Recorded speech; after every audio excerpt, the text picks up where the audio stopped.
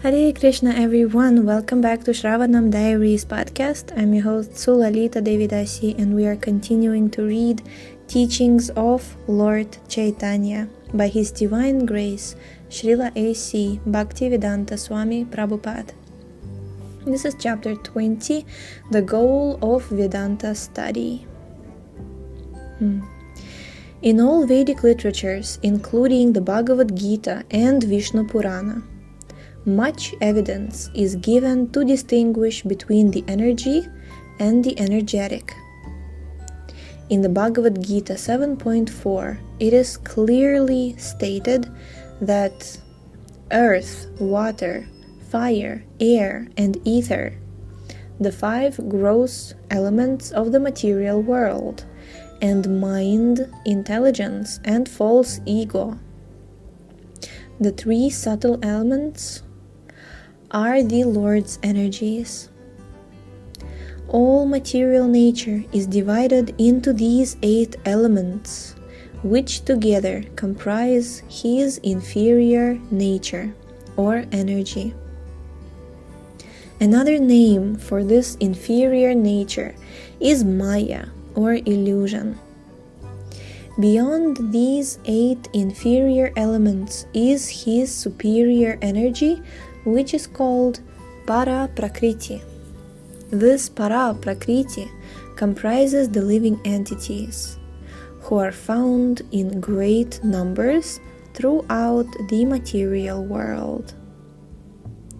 The purport is that the Supreme Lord is the absolute truth, the energetic, and that as such He has energies.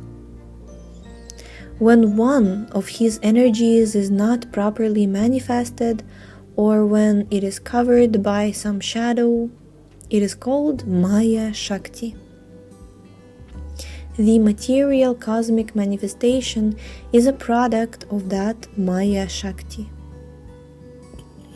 The living entities are factually beyond this covered inferior energy. They have their pure spiritual existence, their pure identity, and their pure mental activities, all beyond the manifestation of this material cosmos. Although the living entity's mind, intelligence, and identity are beyond the range of this material world, when he enters into this material world due to his desire to lord it over matter, his original mind, intelligence, and body become covered by the material energy. When he is again free from the covering of this material inferior energy, he is again liberated. When he is liberated, he has no false ego, but his real ego again comes into existence. Foolish mental speculators think that after liberation one's identity is lost, but that is not so. Because the living entity is eternally part and parcel of God, when he is liberated, he revives his original, eternal, part and parcel identity. The realization of Aham Brahmasmi, I am spirit, not this body, does not mean that the living entity loses his identity. At the present moment, a person may consider himself to be matter, but in his liberated state, he will understand that he is not matter, but spirit soul, part of the infinite. To become Kṛṣṇa conscious or spiritually conscious, and to engage in the transcendental loving service of Kṛṣṇa are signs of the liberated stage. In the Vishnu Purana 6.7.61, it is clearly stated, Vishnu Shakti Paraprokta Kshetragyakya Tatha Para Avidya Karma Samgyanya Tritiya Shakti Rishyate. Quote: the energy of the Supreme Lord is divided into three: Para, Kshetragya, and Avidya. The Para energy is actually the energy of the Supreme Lord Himself. The Kshetragya energy is the living entity, and the Avidya energy is the material world, or Maya. It is called avidya, or ignorance, because under the spell of this material energy, one forgets his actual position and his relationship with the Supreme Lord. The conclusion is that the living entities represent one of the energies of the Supreme Lord.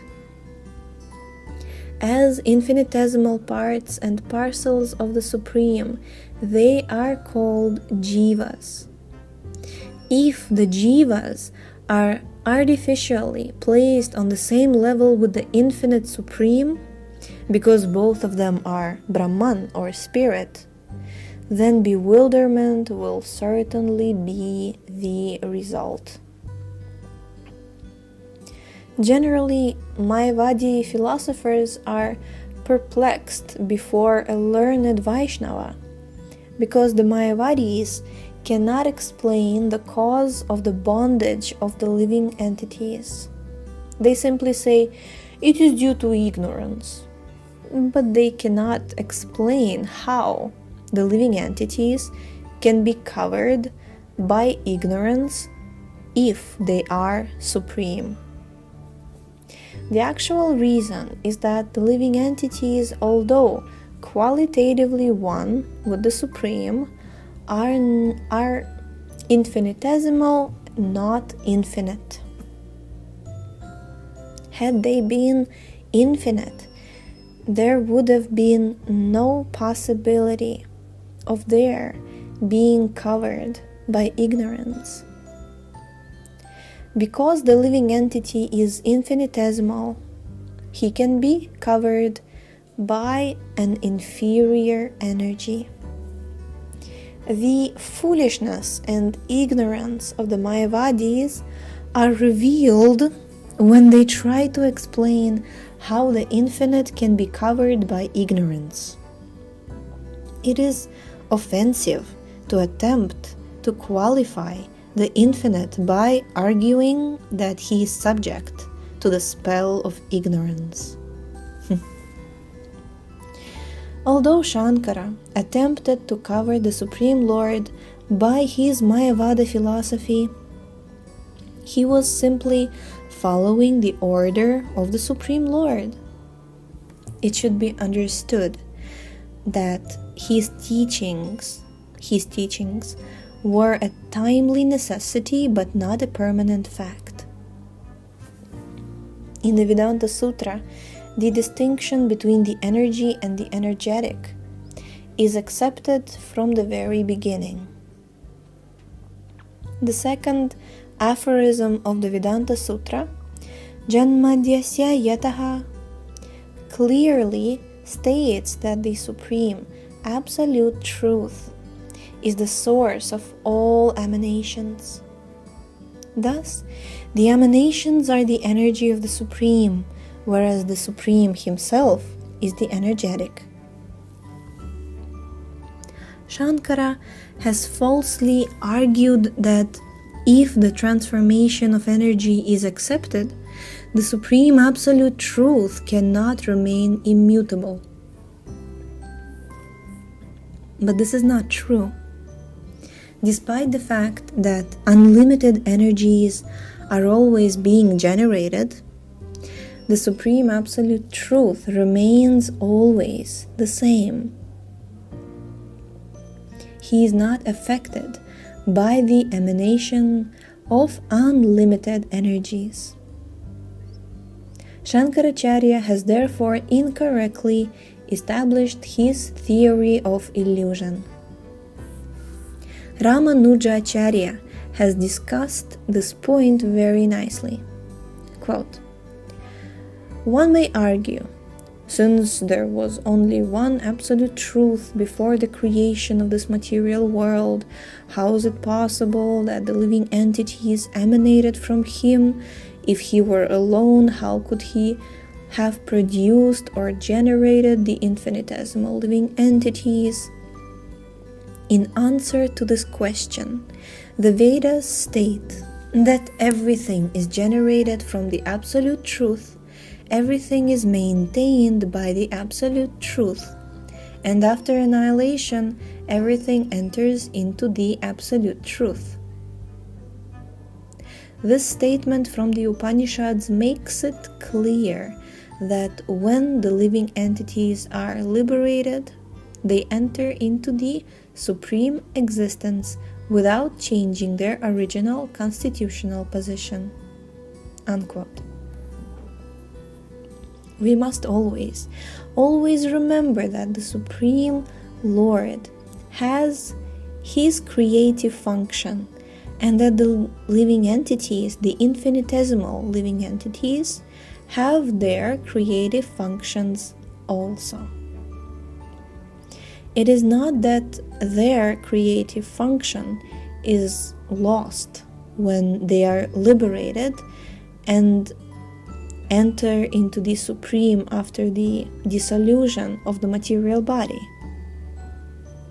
On the contrary, the creative function of the living entity is properly manifested in the liberated state.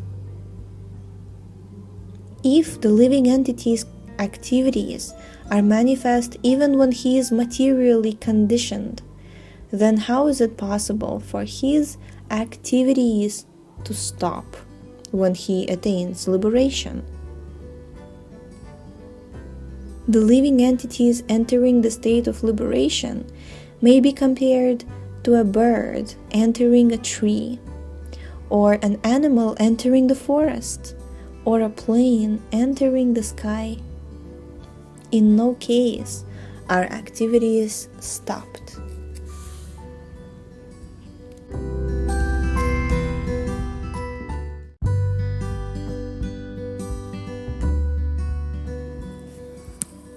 When explaining the second aphorism of the Vedanta Sutra, Shankara has most unceremoniously tried to explain that Brahman, or the Supreme Absolute Truth, is impersonal. He has also cunningly tried to switch the doctrine of byproducts into the doctrine of change. For the Supreme Absolute Truth, there is no change.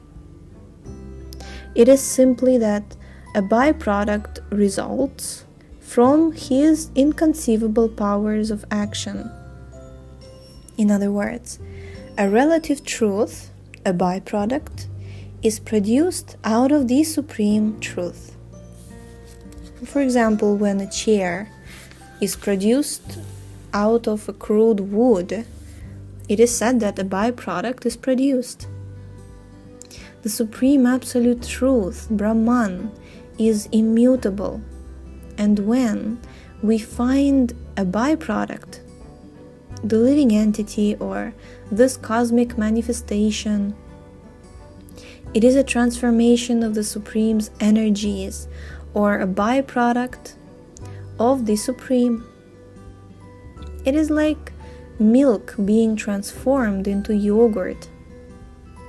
In this way, if we study the living entities in the cosmic manifestation, it will appear that they are not different from the original absolute truth.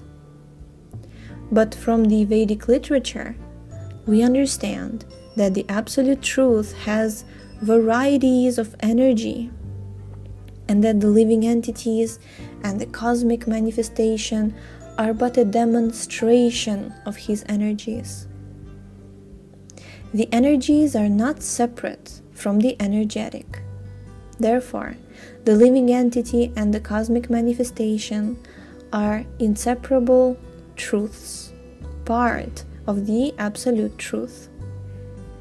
Such a conclusion regarding the Absolute Truth and the relative truth should be acceptable to any sane man.